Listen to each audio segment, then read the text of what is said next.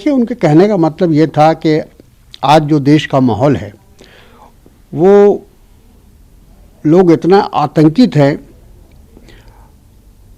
प्रधानमंत्री से, भारतीय जनता पार्टी से, संघ परिवार से, कि कोई बोलने की हिम्मत नहीं कर रहा है।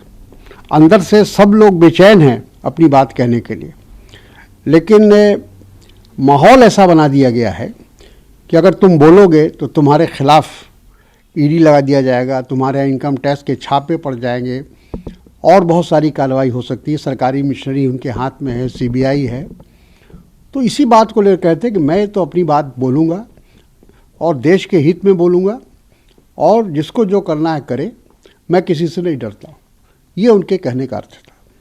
मंत्री प्रकाश जावड़ेकर साहब आए, उन्होंने कहा कि कांग्रेस विभाजन के बारे में क्यों चुप है, जहां इतना रक्तपात हुआ, लोगों की जान गई। 1984 में जो सिख दंगे हुए उसमें 3000 सिख जला दिए गए, किसान यूपीए शासनकाल में आत्महत्या किया, ये सारी विफलताएं कांग्रेस के हिस्सों का है। देखिए, कांग्रेस ने अपना हिसाब दे दिया है। कांग्रेस को लोगों ने इसी उम्मीद में भारतीय जनता पार्टी को और मोदी जी को वोट दिया था कि जो काम कांग्रेस के वक्त में नहीं हुआ या जो कांग्रेस नहीं कर सकी, वो आने वाले समय में भारतीय जनता पार्टी करेगी, मोदी जी करेंगे ना। मोदी जी ने सपना भी ये दिखाया था देशवासियों को। लेकिन आज लगभग 7 साल होने को है, लेकिन ऐसा कोई भी कारनामा प्रधानमंत्री के द्वारा नहीं किया गया जिसको वो कह सके कि यह हमारी उपलब्धि है। किसान सर एक बड़ा मुद्दा हमने सामने है, किसान के मुद्दों को लेकर कल 10वीं दौर की बातचीत भी है। आखिर किसान के मुद्दे को हल करने में क्यों विफलता सामने दिखती है? देखिए, सरकार की नीयत पर सब कुछ निर्भर करता है। अगर आज सरकार ये चाहे कि इस मसले का हल ढूंढना है तो आज ढूंढ सकती है, लेकिन वो इसको लिंगर ऑन करना चाहती है। इसको एक प्रकार से किसानों को थकाने की जो प्रक्रिया है उस पर वो चल रही है। उसको लगता है कि जो भी एजिटेशन होता है और जो धरना होता है या कोई इस तरह का आयोजन होता है, कार्यक्रम होता है, तो ज़्यादा लंबा समय तक नहीं चलता है। तो अब 50 दिन तो हो गए, अब उनको लगता है कि थोड़े दिन और खींचने से शायद इनके अंदर आपस में टूट पैदा हो जाएगा, ये कमज़ोर पड़ जाएंगे।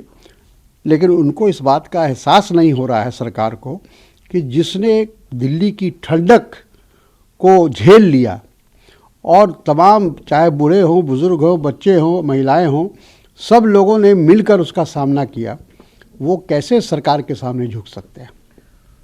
दूसरी, जो ममता बनर्जी ने कहा कि बीजेपी अपने कुछ लोगों को टीएमसी की बैठक में डिस्टर्बेंस पैदा करने के लिए भेजती है, अब ममता बनर्जी भी बीजेपी और सीपीएम की बैठकों में अपने लोगों को भेजा करेंगी। ये बंगाल में चूंकि चुनाव है, लिहाजा ये कितना महत्वपूर्ण बयान या रणनीति आपको लगता है? नहीं, मेरा ख्याल ये होना नहीं चाहिए। लोकतांत्रिक तरीका ये है कि दोनों या तीनों पक्ष अपनी अपनी बात कहें और जनता अपना फैसला ले। और इस तरह से एक दूसरे की सब जनसभा को या बैठक को अगर हम डिस्टर्ब करेंगे तो ये आने वाले दिनों में एक अच्छे लोकतंत्र के लिए ठीक नहीं है। तो चुनाव दिख रहा है, उस पे ममता बनर्जी ने कहा कि बीजेपी तो माओवादियों से भी ज़्यादा खतरनाक है। देखिए, ये तो बात बिल्कुल उन्होंने सही कहा, क्योंकि माओवादी की एक विचारधारा है, लेकिन वो फासिस्ट नहीं है। भारतीय जनता पार्टी तो फासिस्ट है। एक के विचार, एक धर्म, एक जाति, एक भाषा, ऐसी जिसकी जो नियत हो या जो इसकी विचारधारा हो, तो फासिस्ट लोग ही कर सकते हैं या फासिस्ट विचारधारा ही कर सकती है। तो भारतीय जनता पार्टी तो एक फासिस्ट पार्टी है।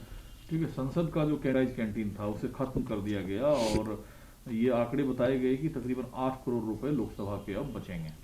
देखिए, वो जो कैंटीन था, उस कैंटीन में एमपी तो खाते नहीं थे। बहुत कम एमपी थे जो शायद खाते होंगे, जो साउथ से आते हैं, जिनके यहाँ पर एस्टेब्लिशमेंट नहीं है। लेकिन वो ज़्यादातर जो वहाँ स्टाफ काम करते थे, जो वहाँ के कर्मचारी थे, जो सिक्योरिटी मैन थे और ऐसे लोग वहाँ खाना खाते थे, उनको थोड़ा लाभ मिल जाता था। तो ये जो बंद किया है, इससे सांसदों को कोई नुकसान नहीं होगा, नुकसान होगा उन बेचारे कर्मचारियों का, हज़ारों की संख्या में जो लोग वहाँ काम करते हैं।